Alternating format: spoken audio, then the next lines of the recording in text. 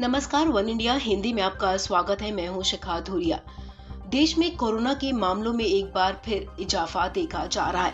नए positive case के आंकड़ों पर नजर डालें तो सबसे ज्यादा नए मामले महाराष्ट्र से सामने आ रहे हैं।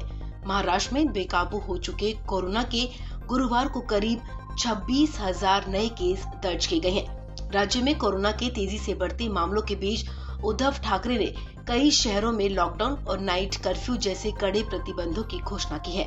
हालांकि वहां कोरोना का कहर कम नहीं हो रहा।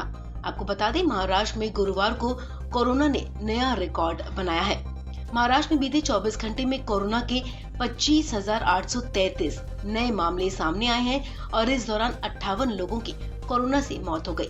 नए मरीजों को मिलाकर राज्य में संक्रमण के मामलों की कुल संख्या बढ़कर 23,96,340 हो गई है। वहीं गुरुवार को 58 और मरीजों की मौत के बाद राज्य में अब तक 53,138 लोग इस वायरस के चलते अपनी जान गंवा चुके हैं। रोजाना 24,886 मामलों का रिकॉर्ड पिछले साल 11 सितंबर को सामने आया था। राज्य में अब तक 21,75,565 लोग इस वायरस से ठीक हो चुके हैं और फिलहाल 1,66,353 एक्टिव केस हैं। आपको बता दें, बीते 24 घंटे में महाराष्ट्र में 12,764 लोग इलाज के बाद अस्पताल से डिस्चार्ज भी हुए हैं। नागपुर शहर में दूसरे दिन कोरोना के सबसे ज्यादा 2,926 नए मामले सामने आए। इसके बाद मुंबई शहर में 2,877 और पुणे में 2,791 मामले दर्ज किए गए।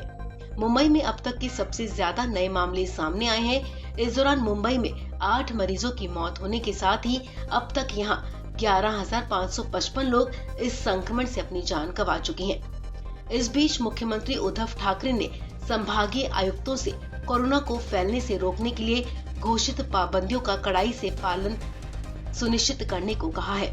डिजिटल बैठक में उद्धव ठाकरे ने कहा कि राज्य में रोजाना के मामले बड़ी तेजी से बढ़ रहे हैं, लेकिन टीकाकरण अभियान ने भी रफ्तार पकड़ी है। उन्होंने कहा कि पिछले साल इस महामारी के आने के बाद गुरुवार को सबसे ज्यादा मामलों के मद्देनजर जिला प्रशासन संक्रमितों के संपर्क में आने वाले लोगों की पहचान की गति बढ़ाए, पाबंदियां और सुरक्षा नियम लागू किए जाएं।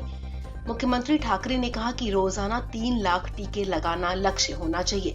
वहीं स्वास्थ्य सचिव प्रदीप व्यास ने कहा कि अगर रोजाना के मामलों में वृद्धि जारी रही तो अप्रैल के पहले हफ्ते में राज्य में 3 लाख मरीज उपचाराधीन होंगे। इस खबर में फिलहाल इतना ही। तमाम अपडेट्स के लिए आप बने रहिए वन इंडिया हिंदी के साथ।